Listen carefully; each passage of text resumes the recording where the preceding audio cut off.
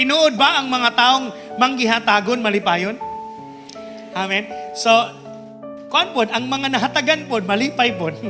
Na lahi o nindot isabay ang mga tao nga generous. Tama? Na lami siya kasabay. Halimbawa, kung manglaag mo, if you travel, tapos sabay mo maligog dagat or mag-unwind ba mo or what have you, if ang kasabay nimo mga generous, nindot kaayo, malipayon kaayo, nindot ang impact sa inyong travel. Pero ganig na mo'y kauban nga kuripot, hakog, sirok, hangol. Lisod kaayo, no? Gani sa planning pa lang, pag-ingon, sabayon na to si Kuan. Hay, ayaw na kay, hangol kay na.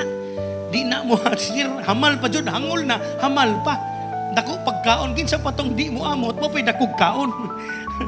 No, but there are people na they don't really want, they don't even think of how much they spend or how much they give, so long as they're able to give out for the benefit of all. Lami kay sabayon ang mga tao nga kusog man libre ba? Tama ba? Pero kadtong mga gahi kayo, grabe. Abi ni umukuot nangalot ra di ay. Inigbinay ranay na. Mo CR na yun. Lisod kayo, mura di na yun katilag usab sa imo. Ini yung katabad, kinsa man ka sa duha.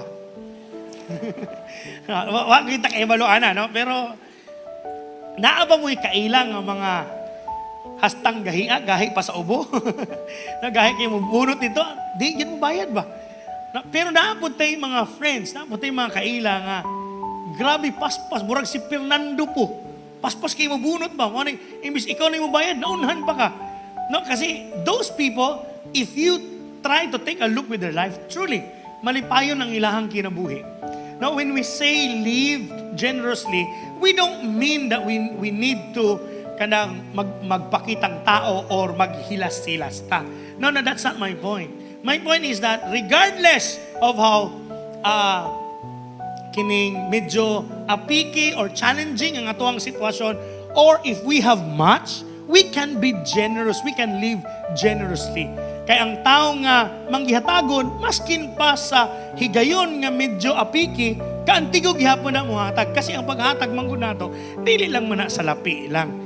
Now, we can always give our time, ideas, strength, no, wisdom, advices, and many more.